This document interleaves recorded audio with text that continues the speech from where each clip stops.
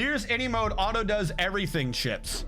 So here's the thing. Those chips was an interesting thing, I think, added in by the Nier designer. Those chips are in the other games. Bayonetta in them. If you put the game in easy mode, the game has auto mode. The people behind Platinum want you to enjoy their games. So you could just crank that shit down to easy and the game will sometimes basically automatically play itself if you just want to see the epic story. But everyone who does Platinum games or anyone who does modern games is always like, no, I want it to be difficult because I want to prove that I'm a real gamer. So everyone puts it up on normal and hard, and quite frankly, a lot of Platinum games are designed to be done on easy to normal by regular gamers the first time, because then you new game plus it, understanding the system, if that makes sense. But yeah, Nier's easy mode auto do everything chips. It's the same thing. All Nier did was, because it's in chips, you get to choose how easy you want it to be. One who is dying. I don't know where he is and I don't care. We need a cook. We need a cook. Just spoiled for us. All right, give me a sec. We don't have a cook. Shit. What if I grab this happy man? He looks like he'll be a cook. Unless we end up, what did I just say? Did I say Chief Doctor? No, not Chief Doctor.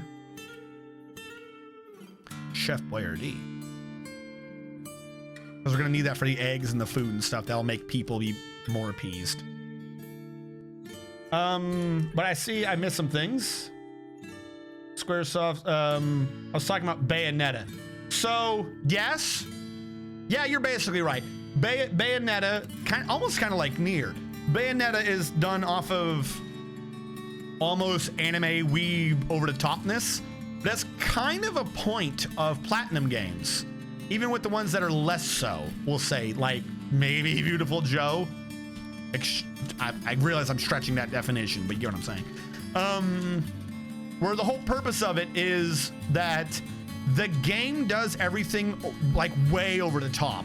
But it's not just purely to be an action spectacle, because all of the way over the topness that the game does is things you're directly telling it to do. So yeah, you'll have moments like in Angry Man God Kill, God of War, where okay, you do like fighting and it looks pretty good and trippy, and then you have like the boss and you do like grandiose things in cinematics. A lot of the grandiose things you see in cinematics, they try to maybe find a way to get you to do it in the game. So it's an action spectacle, but you're not watching the game necessarily just be the spectacle, though that is part of it. It's a spectacle because you're making it do that.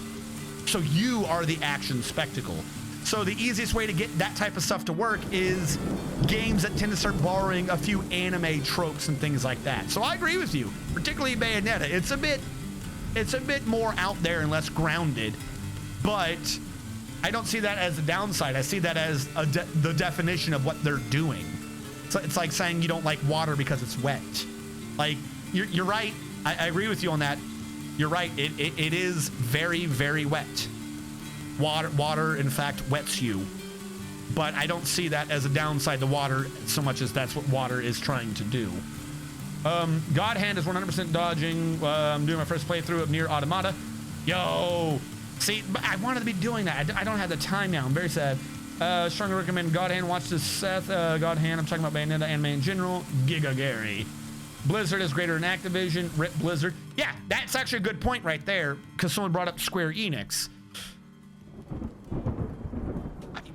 Activision Blizzard isn't Blizzard.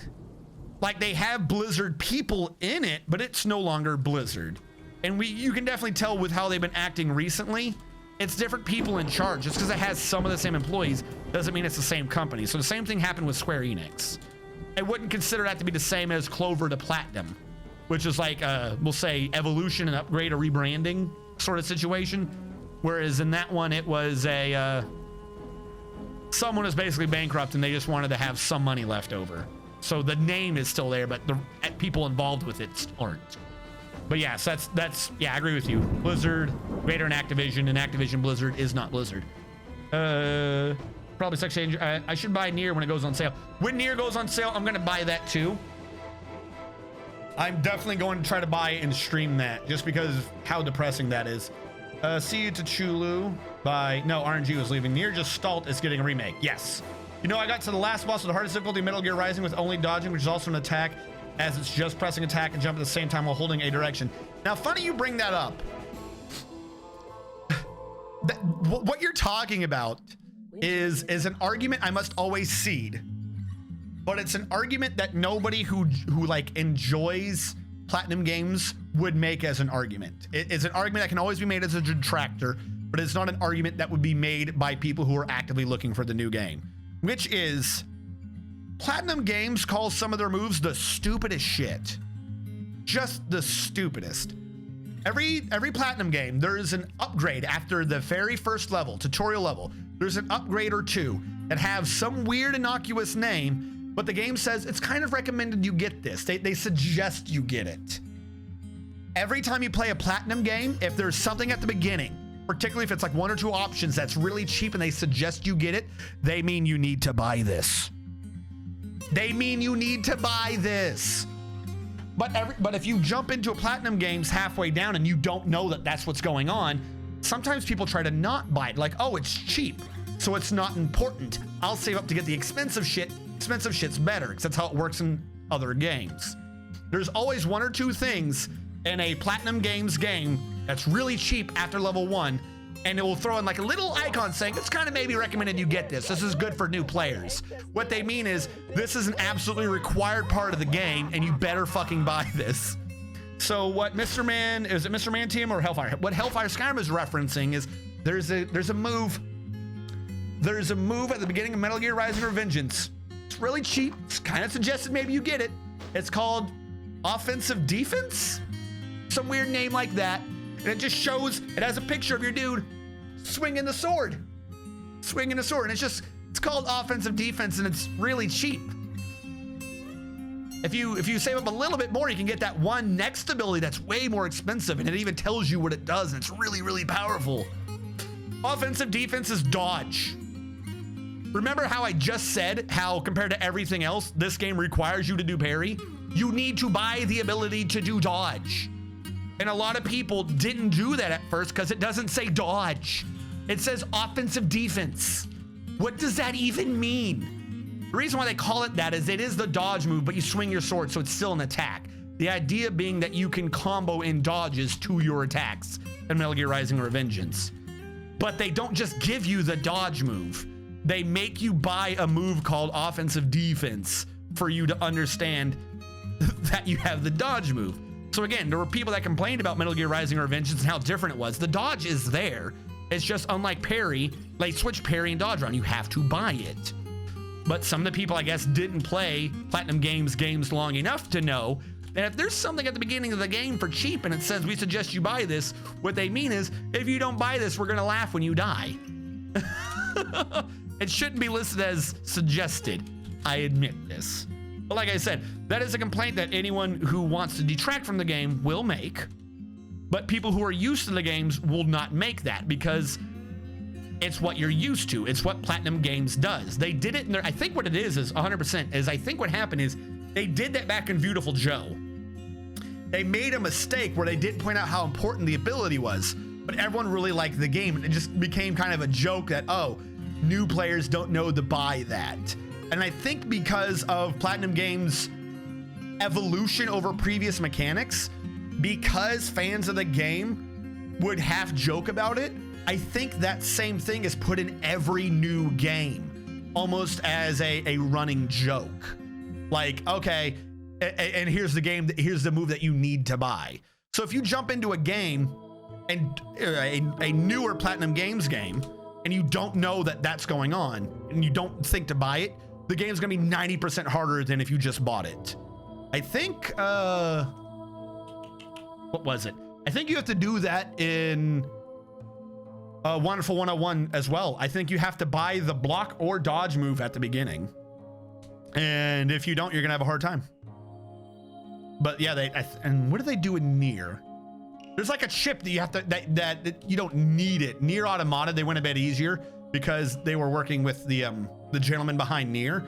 So there are some things that wasn't 100% a Platinum Games trope, but I think there's like a chip or two that you can buy at the very beginning of the game, or a move that just makes it way more useful than if you didn't. Way easier, though it's not as required as a pure Platinum Games game.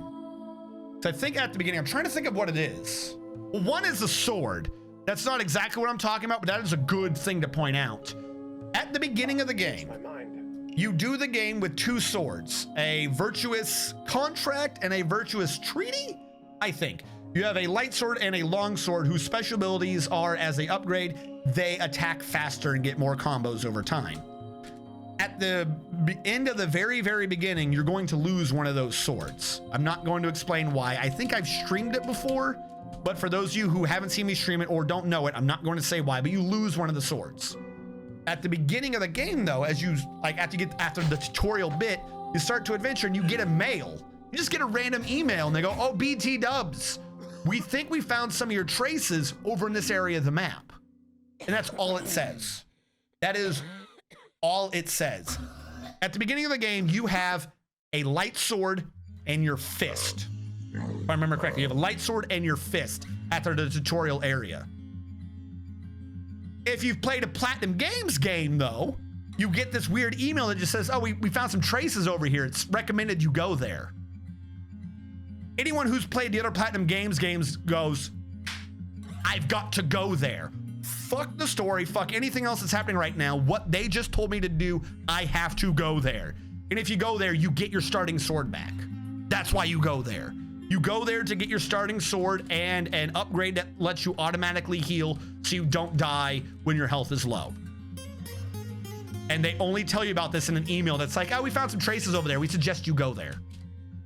That's the Platinum Games carryover. It's not required. It's not gameplay mechanic. It's not dodge or parry, but your combo system is drastically different when you have a light sword and a heavy sword, or when you have a light sword and just fists. So if you go over there, the gameplay that you've been playing the whole time through the tutorial, you get to play like that again. If you don't, you have to learn an entirely new way of playing. You have to learn how to play with a light sword until you buy the beast sword. I forget what the beast one is, but there is a heavy beast sword. So you either play enough to buy the heavy beast sword, or you go where the game is telling you and you get the virtuous contract or whatever again. And to point out, the virtuous contract ones have faster and more combos. So if you do the beast sword, you're doing a fast light attack, like a fast multiple hit light attack to a less hit heavy attack, or vice versa. So you kind of, you're mixing two play styles. It's slightly more annoying to try to get that to work than it is just having two of the same type of weapon. So that's how they did it in Nier Automata. It's the same mechanic though. There's something that's key to the game, and they just tell you about it. They're like, "Oh, it's recommended you go there." BT dubs, little heads up, little birdie told me there's something interesting over there. Make of that information what you will. The game is genuinely harder if you don't do it. With Nier Automata, though, it's just not quite hard so much. You can buy other weapons to replace it, but you can't buy that sword. If you want that sword with the combo you were using throughout the entire tutorial, you have to go to that location. If you don't, you have to grind up enough on the monsters to build this other sword, which attacks differently with different timings and has a slightly different combo. During that rant, I wasn't completely paying attention to chat, so hold on. Full of brainchild juice. While only dodging. Yeah, near the end, you have to get, like I was saying, Jetstream Sam, you have to get parry. If you don't understand parry by him, it's a fucking pain. Try to get the short version of God Hand. There's no parrying in God Hand, no time slows. You can only dodge and follow up with a counter. The difficulty from God Hand comes from how good you're doing. The better you do, the harder it gets. The worse you do, the easier it gets. At its hardest, God Hand doubles the speed and damage of all enemies' attacks. Enemies also introduce new attacks to throw you off. Well, that's useful. I couldn't beat the prologue on hard mode I found the W ending. I'm having a good time on normal. Probably helped I figured out how to make the game run a bit smoother on my shitty laptop. Yes, there is basically a patch for Nier Automata that you always have to run, which is the FAR patch, the Fix Automata Resolution patch. And not just resolution, but it also fixed the frame rate. So yeah, that's one of the things.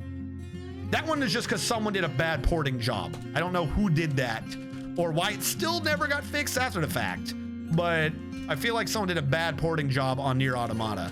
So there is a easy fix that you can do to make the game run smoother and better on PC computer games. I had to mentally prepare for anime games and to watch anime. To Chulu, no, it's not worth the pain. It is worth the pain. I swear if Twitch would let me, like they started introducing it where it's like, oh, pick these certain shows and you can watch it with your viewers. I liked the idea until I saw what the list was. If they let me do that with anime, I would do that with anime. I would load up animes and we would all suffer together. You would suffer with me and I would laugh at your pain and suffering. I just want everyone to know this. I would torture you. I would torture you every other night with fucking horrible anime. Playing Final Fantasy 14 now because the community is cool. Also, I'm Hanli. I watch anime where you can watch puppet shows like Thunderbolt Fantasy, titties. Thanks for the advice, titties. Why would you watch anime? Titties. Thanks for the advice. Titties are great, but anime is not worth the trouble, right? I still need to get one of those swords. Fist. That is right. Only a light sword and fist. Fist. So yeah, by the way, check your little mail. I think they send it to you after you kill some pigs. There's a mail that basically tells you where to go grab your original sword again. So you don't have to buy one. And like I said, even if you do, it is not the right type of sword, so the combo is weird. It's not unplayed, don't get me wrong. It's not like it's hard. It's just if you got a good timing down with the first combo and understood like the light attack things, then you kind of get thrown off when you jump to the new one. It's only light sword and fist. Email something like, we found where your shit landed. Here's the area it's at. Beast Lord. The Beast Lord is 2 combo for both light and heavy attacks. Yeah, that's what I'm saying. Like, it's just the things like, we found your shit. They don't explain to you like, your sword is there. Go get your sword. Because what it does is they're like, oh, you blew up and died. We've got some new shit for you. They don't say like, oh, like your legit chips and everything that you were just playing as is over there. It's kind of like how they introduced you the fact that it's almost a Dark Souls, because if you die in Nier Automata, your chips are on the ground. You have to go back to your body and get your chips back and plug them back into your new body. So it's kind of their way to introduce it-ish. But again, they don't tell you like, hey, it's not like a required quest. Like, go get your shit back, please. It's, hey, BT dubs, we found some of your shit. Have a good day. It's like the lost and found, but it never tries to give it to you. Yes, each weapon has stories to them, and you get more stories as you level up the weapons, and they are all fucking depressing. Every single one of them is depressing if you pay attention to the stories. That is a very, very sad game where no one gets to be happy. This is what you're bringing upon yourself, Steven. Well, I found it. From what I can tell, each one, I did it 5 to 6 times, so I figured it wasn't loaded. What's loaded? What? Discord viewing, I'm down. I had to leave. Went to go for it. Good, see you. Sirlac. Boy. Bye, Sirlac. Manzi, what do you mean you found it? What did you find? I feel like I missed part of this conversation. Might have been because... Oh, you found the bullet. Gotcha. All right, I'm putting 2 and 2 together. The answer's 7. Duh. Of course the answer's 7. Russian. Click. Do it from the back end. Stop biting me. Those combos make things sound bad.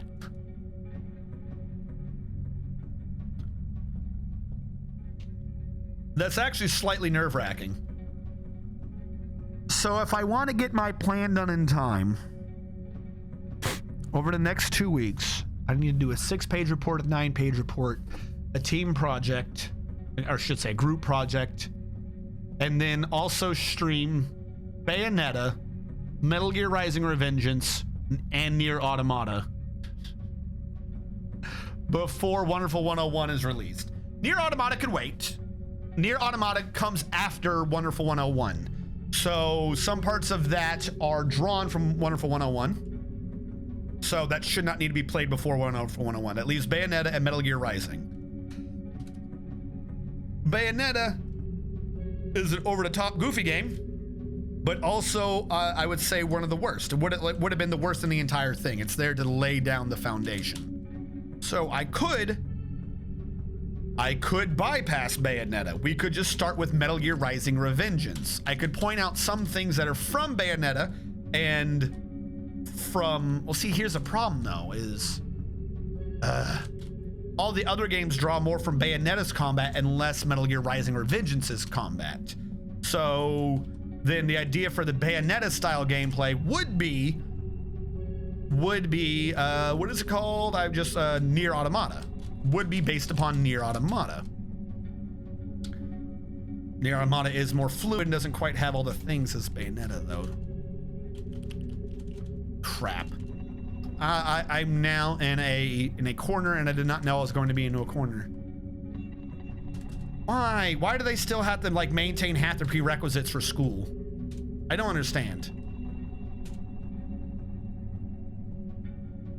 This would have been so much easier if I didn't have projects.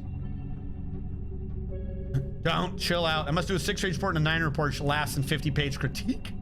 Just play God Hand. I'm okay with that. Oh, quotes can be added if someone does / quote add and then something and just quote pulls a random quote. I must do a 6-page report and a 9-page report. So here's the thing. This is true. You're not wrong. Ultimately, I just need to crank them out. I try, but it hurts me so much to do so. It literally hurts my brain. Like I said, the numbers themselves sound weak, and I admit this. I've done far more writing in the military than I'm having to do for school. It's just somehow whenever I have to do the school ones, I lose motivation to live. I just kind of lose motivation to live. Because the whole time I'm writing those reports, I'm basically lying. Like that's an extreme way of putting it, but that's not completely off. I'm basically lying whenever I do those reports. Every time I do the report, if I could just write what I wanted, I could get them done in half a day. I could get 15 pages written in half a day, no problem. If I could write what I want to write. But I can't. I want to make sure I do well. You know what I'm saying? So I can't just write what I want to write. I have to sit there and think, okay, what is it the teacher has taught? This is his prerequisite. What is it the teacher is asking for? And I have to sit there and then I'll write like 4 pages and realize halfway through the 3rd page, I went into one of my rants, essentially. And then after that, I was talking like the way I want to talk. So I have to go back and take off the last page and a half and just shred it. Because what ended up happening was I was doing a report that I want to do, not the report that the teacher wants to read. And that's why the numbers get me. When it's not that it's 9, that 9 pages is probably going to take more. And it's not just like simple revisions. It's I have to trash entire pages of shit that makes sense to me and then honestly try to teach myself. I'd like brainwash myself to what the teachers are wanting. It literally drains my soul. But by the way, we have the Forgotten Beast. The Forgotten Beast Zog Zuglar Ming has come. A great blob composed of vomit. It's a loogie. It has wings and it has a bloated body. Beware its poisonous vapors. It's a loogie. It's a flying loogie. That's all this is. Like, I've had to do up SOPs and shit in the military. Like, I've had to write actual, little loud. I've had to write actual reports and things for people, like that people use, and it means life or death and things like that. Like, these are the rules that you need to follow. This is how you don't shoot down civilian planes, shit like that. I've had to do things like that. And that shit was just boring technical things, like fucking chapter 1, subsection A, fucking tertiary thing C. You do not have MCON authority when blah, blah, blah, blah, blah, blah, blah. Tertiary subsection D, E. The previous statement is not applicable to anyone at location. You know what I'm saying? Like, I can do if I'm just allowed to write what I want. It's like, how to word this? You know that weird competition where they try to pull the plow as far as possible, and the further they pull the plow, the harder it gets because there's more and more stone or weight on it? It's like an ADHD version of that. The more I push into it, the harder it gets. If I can write whatever I'm just wanting, even if it's on their topic, I'm good. Skim off the surface. But the more I have to double back, the more it digs in. And the more I realize I only did like 2 pages in 4 hours. Shut the fuck up and do this. You got this. No, it's going to get done. That's not the issue. I wasn't worried that I wasn't going to get it done. My worry is I also now want to stream 2 games in 2 weeks in the middle of the week. When are they due? Group projects on Wednesday. Group projects on Wednesday. 6-page report is on... No, 6 pages on Wednesday. Group page is on Thursday. I don't remember when the 9 pages due. Friday. I could stream Friday. And perhaps Tuesday? And or perhaps Tuesday?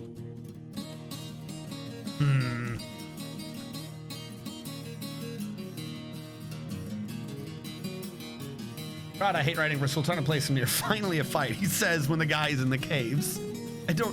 He's swimming. He's a snot bubble in the water. I can't fight him. This fight's not gonna happen. I'm sorry, Tachulu. Even if I open up the cave, like he's out killing sharks in the water. There's nothing for me to do.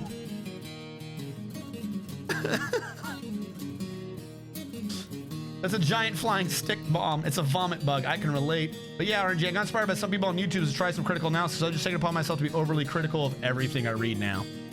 I mean, this is true.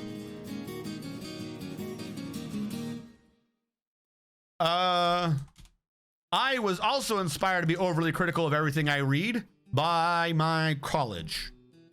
Because a lot of the teachers and documentation just make some bold assumptions.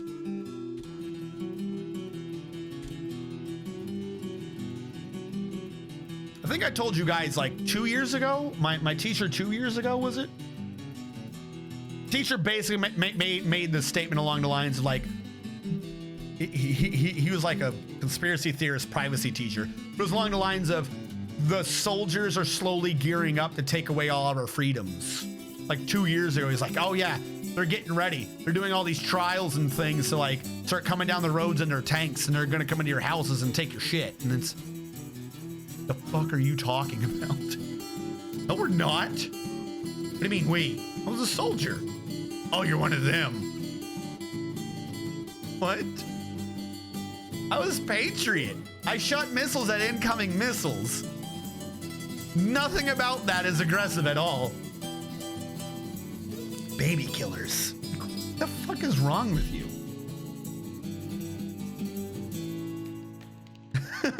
Brewskis. Brewski bug.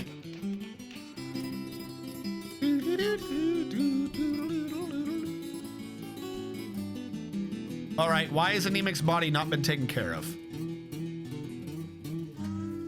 Why does Anemic have a ghost? Anemic should not have a ghost. Where are the dead? Have we filled up all of our coffins again? Is that what happened? No, this one says current owner, nobody.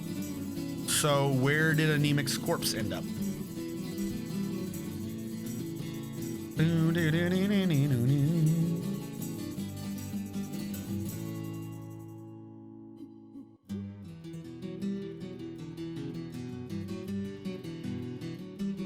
Problem is, none of these are Anemic's corpse. So where's his? Why is it just thrown out there? But did he throw a temper tantrum so he counted as evil so he doesn't get a dwarven burial? I'm thinking that's what happened, is he went berserk so he doesn't count as a dwarf, so he's not getting a dwarven burial. Do I have a slab to engrave? Build Alt S, needs slab. All right, let's make some slabs so that we can engrave some for the dead dwarf that we can't bury. You shot things at other things. What? Some teachers are just whack. Baby killing. Just stop killing babies. Confirm that RNG kills baby. Shit, I can't find my glasses. But like, it's so once you deal with some of the teachers like that, at that point you just not in a purely like learning sense, but you just kind of just learn to ignore all the teachers. The dwarf has claimed the workshop. Good. I'm so happy he claimed a jeweler shop. Well, he seems to be excited and doing things, so I'm just going to let him have at it.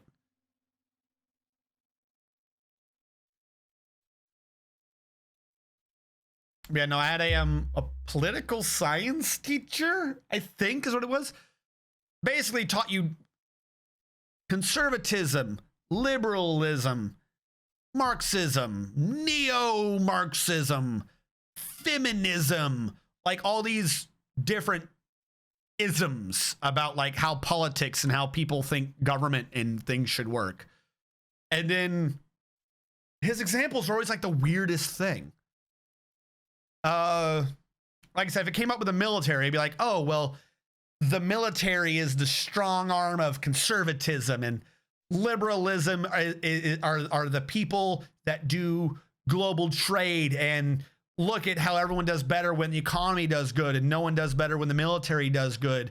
So write me a report about like why having a military destroys the economy. What the fuck are you talking about? That's what I'm saying though. Like there's been some weird things over the years. That one was admittedly slightly exaggerated because it has been 2 years, but he had something along those lines. There was a report I had to do where it was supposed to be conservatism versus liberalism and their approaches were, which would have been fine. But somewhere in there, he randomly, like part of the descriptor thing was like how liberalism's tools and weapons is making money for everyone, and conservatism's tools and weapons are actual bullets and they just kill their opposition or something like that. And it was like, the fuck are you talking about? So like there's just this weird thing about how military was evil and its only goal in life was to kill people. So the rest of his class, I took that shit to the extreme.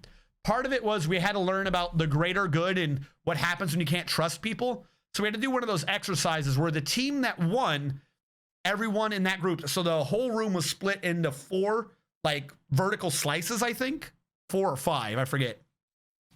And the vertical slice whose representative won, they got like an extra half of a point on the next test or some weird thing like that. No, there were 6. There was 3 teams of 2. There were 6 people. So the idea was supposed to be that you could either have 2 cards. You could have trust or betray. If everyone, it's a prison problem basically. If both people on their team do trust. Oh, good. He made a floodgate, a gym floodgate. Cool, I guess. If everyone does trust, I'll read the description in a second. If everyone does trust, then you get a point. If you do betray, but the other guy does trust, you get 3 and they don't get any. And if both people do trust, then nobody gets any or something like, then everyone loses 1 or some stupid nonsense like that. So we get to like the 3rd round in, and I think it's going to 7. We get to like the 3rd round in, and me and the dude next to me at the beginning was like, mathematically, trust makes the most, and we don't need both of us to do a negative.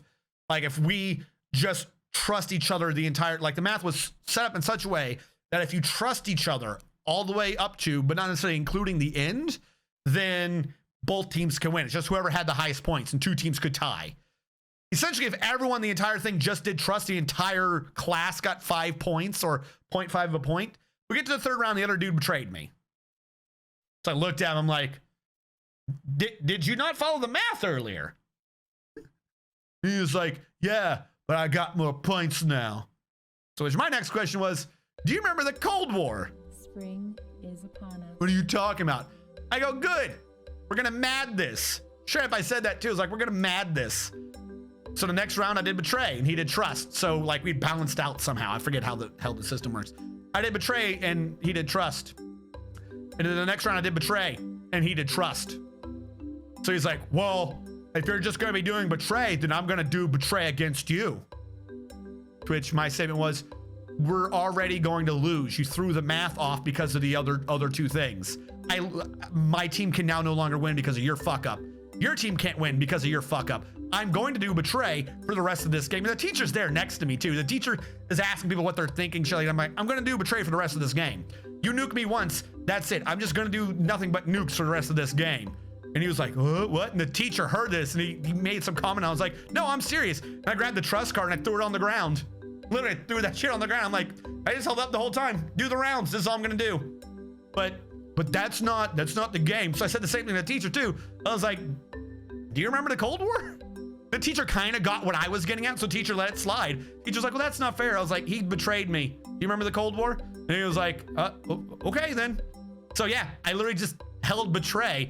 And the person sitting in the front row of the other team was like talking to him. Was like, you need to get him to not do that. Fucking betray him. Just betray him if he's gonna do that. Betray him and you'll both, and take your, both of you go down. Like I'm talking to the dude in his group now. I'm like, the math is already off. How do you people not understand the math in this game? I was like, you cannot win if someone betrays. Pay attention to the math. They never paid attention, so I literally just held up betray for the rest of the game. We didn't win. They definitely didn't fucking win. And the two people on the other side, they won because they did the trusting the whole way through. It was a really weird system.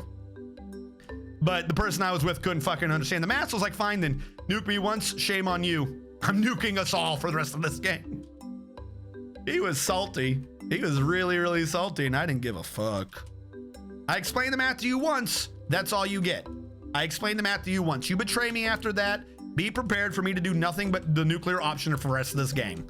I'm not here to play weird little diplomacy fuck games with you.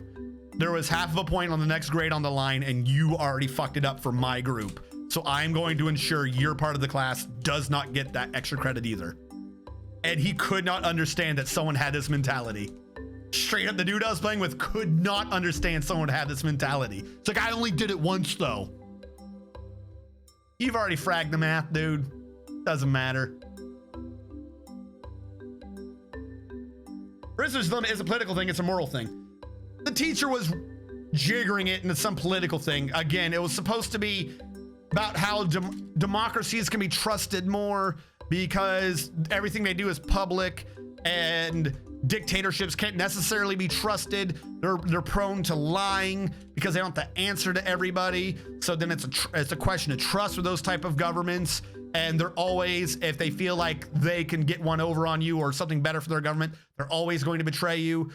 Blah, blah, blah, blah, blah. Something about an iterative game where democracies keep voting in new people. So every new elector is playing a different game. So it's not an iterative political game, but we were doing an iterative one because we weren't being swapped out with different people. There was something behind it. Don't get me wrong. Like, he had a purpose to it. It's just, I had a different mindset to him.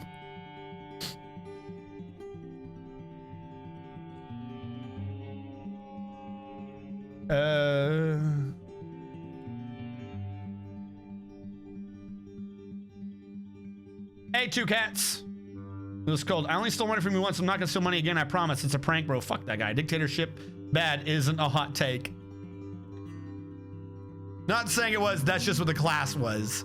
But you know, as Mr. Man TM pointed out, like, he could not understand. Like, straight up, especially because I think it still took a round after I threw the card down before he finally figured out that I was being serious.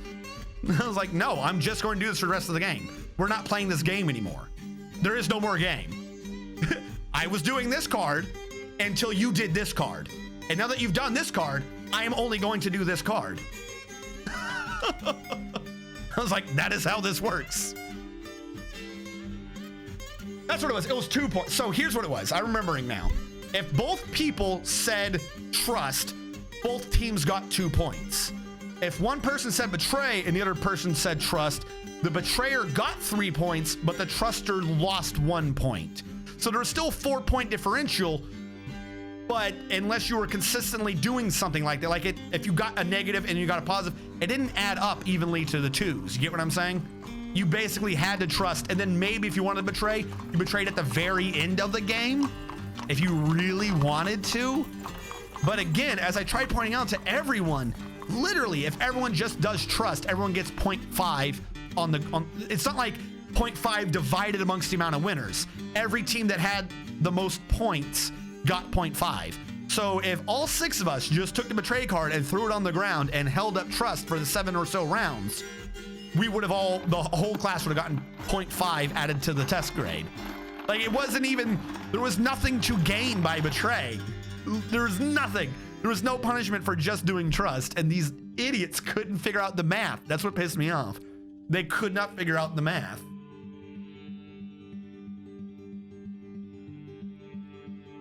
but how can we trust that they're not going to betray one of the other groups? I don't know. Why don't we all throw the card down? Huh?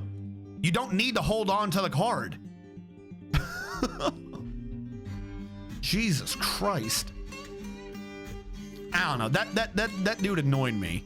That's kind of my point, though. Is just at some point I just have to end up ignoring what happens at my school.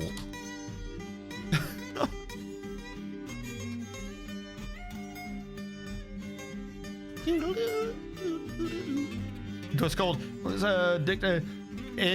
It's like something Hellfire Scum says something along the lines of, you make one chest a mimic and suddenly an entire party will use swords, fires, and bombs on every future chest.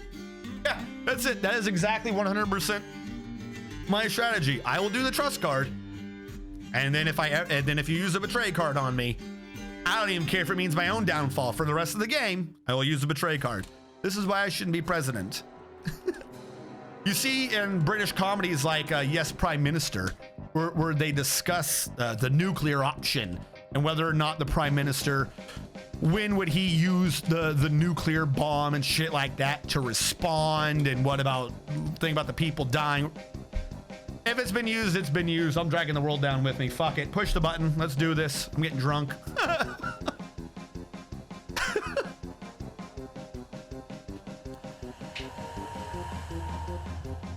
There is another ghost.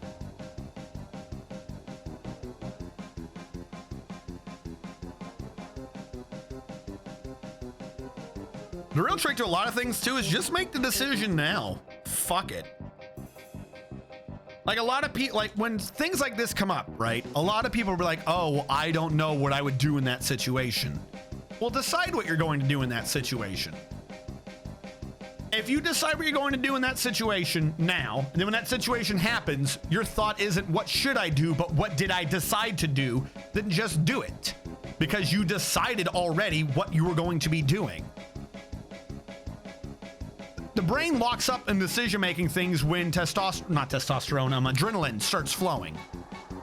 So if you can just lock on to the idea that you already made the decision and then just mindlessly do the decision, you already made. Doesn't matter. You already decided to do it, so do it. I don't see the problem is.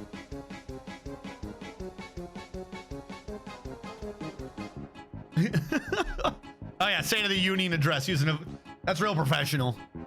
Someone you have created the party will just walk around smacking everything. No. Here's the thing that you want to fuck with people, right? Because the mimic doesn't have to be sticky. Mimic does not have to be sticky. And I'm going back to like some AD&D lore. Mimics can be gargantuan, colossus, humongous honking creatures. Nothing says a mimic has to be a little chest or a little door. So what you do is you have them go underground and you make them go through an entire honking dungeon. Regular dungeon, nothing absurd with it. Everything is normal. And then you get to the end. You get to the end of the dungeon, and then you give them an ultimatum. Like the idea is that you're like blackmailing them, because the longer a mimic has lived, the bigger it gets. The old lore, I don't think it applies anymore. The old lore was the bigger a mimic was, the smarter it was. A small mimic looks like a chest, will always eat the thing that tries to open it. A large mimic, or one large enough to be a door, will let most of the party through and then slam shut behind them except for the last guy. The party on one side of the door, the mimic, will just think the door has slammed. The dude on the other side of the door is being eaten by the door. There was like an old lore thing about like how smart these assholes could get. So the point being though, you get them to the end of the dungeon, you get them to some chest, some goofy thing like that, and then you blackmail them. And the chest talks to them because the chest is a mimic. The chest is like, this is what I need from you. I'll give you this sword that you're stealing from me, but I'm needing you to bring this person or this thing here for me. If invariably they say no, you point out that the chest isn't the mimic. The chest is just where he's put his mouth right now. The dungeon is the mimic. They're already in his stomach. And then start making like acids come out of the walls and shit and be like, this is your choice. You're going to do this or I'm going to eat you. Because once a mimic is that large, you don't need to suck the adventurers in. They'll just walk in. They're dumb like that. Yeah, can literally become a giant house. there's no reason why Mimic isn't that large. Like I said, here's the thing. Not bad-mouthing newer RPGs. But what is a complaint about older RPGs is why some of them should be read for ideas on modern RPGs. AD&D was so convoluted that a lot of people ended up not liking it because of how difficult it was to genuinely be good and or play at it. But if you read the original concepts, the original ideas for things that led to spells nowadays, you see how they were kind of supposed to, how they were originally like envisioned to be used. You'll routinely find out that you can still use them that way. It's just the fluff makes it sound like you can't a lot of times. Yeah, just go to old monster lore and shit like that and see how things used to be. And not even like use their rules, just use that as an idea for what to do with the new rules. That's all I'm asking. Be a great player or a great DM if you just do some of that shit. The work is already done for like most everyone. It's just the new fluff doesn't point that out.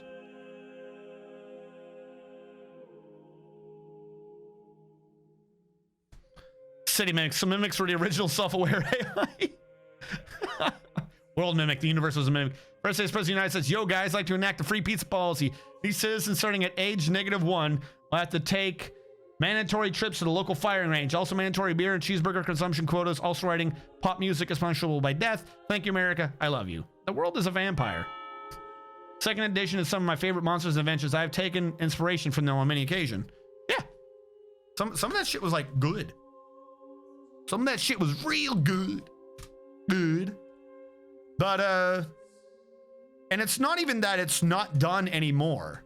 Like, let's be clear on this. It's not oh, it doesn't work that way anymore. A lot of it is, it does work that way still. It's just, like, they changed the description. Like, if it went to Pathfinder, they had to avoid copyrightable terms. So they changed the description so it wasn't copyright. So they, in that translation, they took off like an entire paragraph that wasn't really needed. The less words something takes up, the less space it takes up, the more they can get in, the more their product is worth. So a lot of times they would just trim out excess fluff here and there. But if you go from AD&D to 3.0 to 3.5 to Pathfinder, you've gone through like 4 different versions of it. It's not going to sound the same anymore.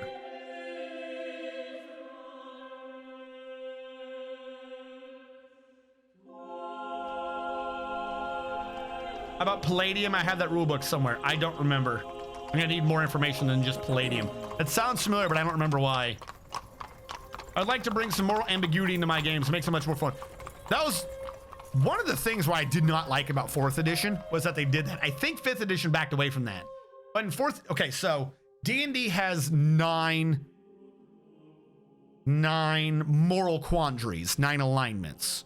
And it's where do you reside on the law to chaos, good to evil spectrum. This combination gives you 9. Lawful good, lawful neutral, lawful evil. Neutral good, true neutral, chaotic neutral, lawful evil, neutral evil, chaotic evil. 4th edition got rid of 4 of them for some reason, and your only decisions were lawful good, neutral good, true neutral, neutral evil, and chaotic evil.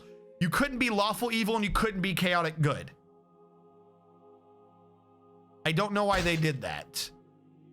All right, the dwarf stopped answering. It's not like there's not examples of lawful evil and chaotic good characters.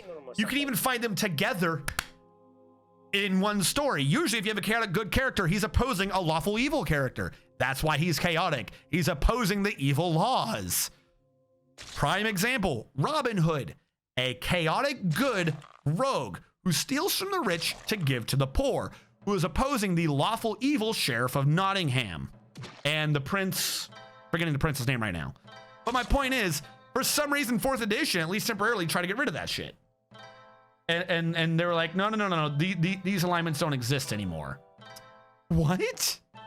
Why would you get rid of 4 out of 9? That's what? 3 is a third, so between a third and a half. Why'd you get rid of 1.25 of your choice? That's so weird. Play was another RP session similar to AD&D. Then you go to 4th ed. Don't go to 4th ed. 4th ed never happened. Not necessarily on an individual level, on a world building level. Palladium also made rifts Basically a horoscope. Paladins can't be Scorpio Gemini. Prince Farquaad? I guess in 4 Lex Luthor and Batman don't fucking exist. That's exactly my point. Is if what they should have done if they were going to be doing, oh, and I think they put out that players couldn't do neutral or chaotic evil. So you had 3 choices as a player. Lawful, at least like the first book, maybe during an alpha. Lawful good, true neutral. Mooney the human is now dead. Why is Mooney the human now dead? What is happening to our people? No, it was stupid decisions. Like, doesn't make any sense. I don't know why they did it. Doesn't help anyone. Zoom. How did Mooney the human go missing with this corpse in the corpse pile? How does a human go missing with this corpse in the corpse pile? That don't make no sense.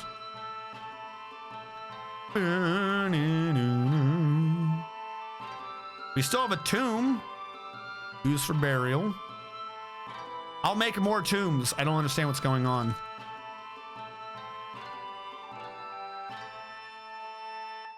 Assault diorite just to clear them out. Quartzite. Quartzite. And we'll do cobaltite. Alignments don't really work in extraplanar creatures. People aren't that simple. Is this a larger tile set you're using? No. I might have zoomed in more than usual. Same tile set that I've been using the whole time. Technically, still exists. I got rid of the most consequence of class restrictions on them. I mean, that was kind of always a thing. That was the weirdest part of it, is that was technically always a thing. That alignments weren't really wholly that important. Alignments only ever mattered to clerics and paladins. To everyone else, an alignment never really mattered that much. It wasn't that big of a deal throughout all the games. It wasn't. And even then, it was mostly for like weird smite spells and shit like that. Because if you wanted to play it the way I think a lot of people assumed you were playing it, where like an alignment was something you wore on your sleeve, where it's something you can actually declare about yourself, like, oh, and I'm a Scorpio, I'm 24 years old, and I'm lawful evil. I just love slaughtering babies when their parents don't pay taxes. Like, that's not a thing people were doing. That's not. But if you want to assume the game was played to such an extreme degree, where an alignment was something that actually directly affected you, then you also had to immediately assume, and maybe this is a slight, what's the term, scarecrow? I forget what the term is, but might be a slight exaggeration. But you have to then immediately assume that if an alignment is an actionable thing that you have to take into account when talking to and interacting with characters, that immediately all paladins are weird little fascist dictators. Because they would just detect evil. If a paladin of the fucking local church detected evil and he said you were evil, and a paladin has to be good, he wouldn't be lying. So everyone who comes into the city should have to be detected evil by the local paladin. And everyone who is marked evil should get a weird little brand on them, and all the merchants shouldn't deal with them because they're evil, and you could just tell that they're going to be stealing from you. Like, if alignment is such an extreme thing that it's an actual actionable offense to most your average person, then it should be an actual actionable offense to your average person. Which would also, not just like as a bad thing, it would be a weird, unique thing that you could roleplay as. So if someone has to keep dealing with goblins and stuff, you want to do that weird moral quandary shit, and at some point they snap and they like murder baby goblins, then what happens when they go back to town? When they go back to town, they're like, oh, hi, Frank. You know, it's like the paladin friend that they just always talk to. Paladin Frank does the weird little detect evil thing, gets a sad look on his face and says, I'm sorry, but you've fallen. And he puts the evil sticker on him. And then all of a sudden that person is no longer able to trade with any of the merchants that he traded with previously. So now he has to actually sit there and try to recompense and get back on the side of detecting as good. Like, if that's the way characters are, but everyone assumes it's that way, but they don't do that second part where they actually role play that that's a mechanic in the game. But all the players and DMs, at least with particularly, I guess, the way 4th edition was assuming it worked, would assume that this is a weird physical thing that you could just evaluate on the drop of a hat, and you either were or were not evil or good. like a weird binary system of alignments. But nobody ever, no campaign, no adventure, nothing was ever really set up around that fact. No, there was no paladin scanning you as you went in the door. You know what I'm saying? Like they never built upon it, but they always the games always seem to make the assumption that it was, and it's not.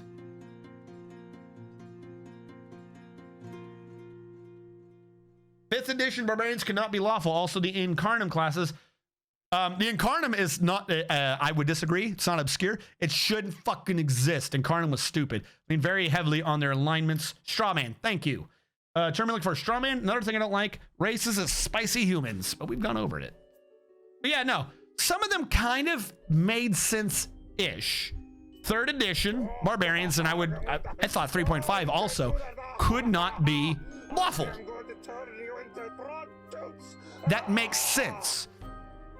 Like that kind of made sense to me. Is it would be rather difficult for someone to role play a lawful character, but also be expected to not have control of their character every time they got angry. So they had it as a rule that barbarians can't be lawful. They're kind of a chaotic class. That makes sense to me. However, I also would completely understand any DM who looked at that and said, well, I worked out with my player that he could play a lawful character. We're kind of doing a Jekyll Hyde scenario where he wishes to be lawful, or the Hulk scenario where he wishes to be lawful, but while raged, he loses control.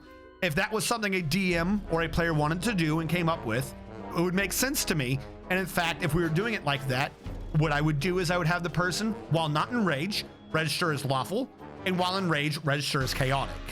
If they were not wanting to play as lawful, then there was no argument. If they were at any point trying to go for a neutral alignment, then the whole discussion's moot anyways. Neutral is neutral.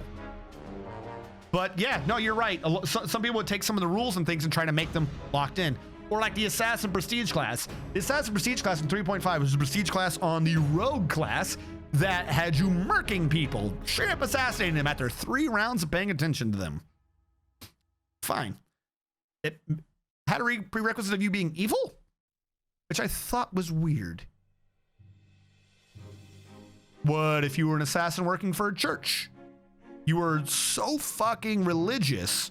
We'll go with neutral. You were so religious that whatever your church said was an enemy to the church and your God, you were inspired to go kill. I could easily see an argument for a neutral assassin. What about lawful? Like lawful neutral? What if you were an assassin, but that's because you were the top rogue for the king, and you were the only one the king could trust to eliminate people, as opposed to just silencing them like with rogues? You're not necessarily evil. You're not the one deciding to kill people. You are so lawful that you are an assassin. I didn't like that one. I always routinely was like, oh, BT dubs. I think I called the lawful one for the king the royal assassin, and the religious one I think I called wasn't acolyte, but it was something like that, where it was one where the church would not publicly acknowledge that you exist. Like that was like part of the role-playing thing. The church you work for does not publicly acknowledge that you are a follower. They don't let you in their church. They'll have people who will talk to you. They'll have like middlemen, and you will get church benefits. Like they'll do heals and shit like that. But you are forbidden from all church grounds.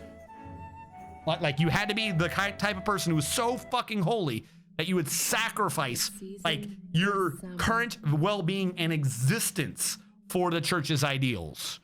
That was my other take on Assassin. Yeah, for some reason 3.5 you had to be evil, and that never made sense to me.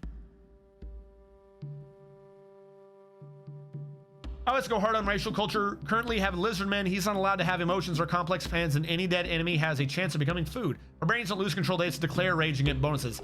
See, that's the issue though. They kind of used to. They've now switched it over to maybe there's berserkers that do the thing where they might attack closer ones. But that's my point, is older versions, they used to have a lot of control taken away from the players. The more control they give directly to the players, where they just choose what they're wanting to do, the more it just becomes a bunch of numbers. And at that point, people aren't role-playing, they're just playing a numbers game.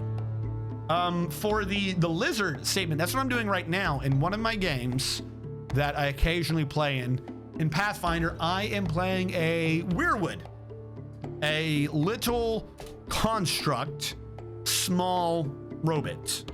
I am a werewood sorcerer who has dual bloodlines.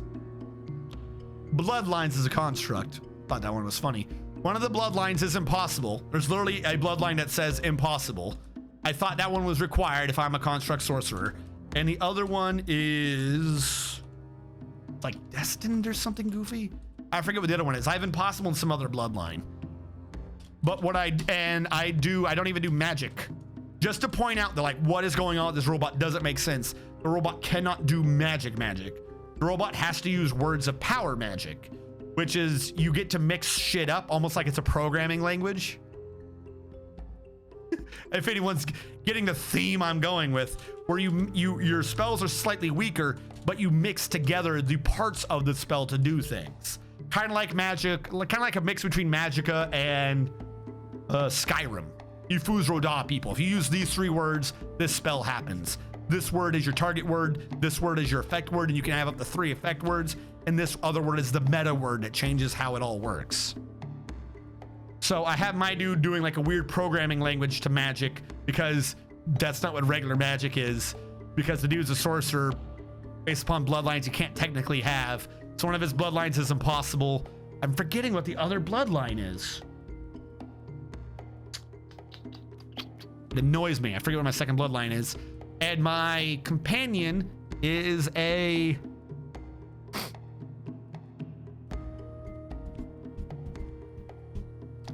my familiar, because I did a thing where I got a tattooed familiar, because how am I going to have a familiar that shares part of my soul? I can't. I'm a construct. So what it is I have a tattoo that grows consciousness. It's called tattooed familiar. It's an archetype. The familiar is a slug ooze. One of the familiar choices is a creature that is both a vermin and an ooze at the same time, and I call it Yaya. And so far we've won a few fights with Yaya. It's kind of funny that Yaya is the MVP of the group right now. Yaya has an attack that does, get this, 1 damage. It's a tiny little slug. It does all of 1 damage. No dice to be rolled or anything. It just does 1 damage.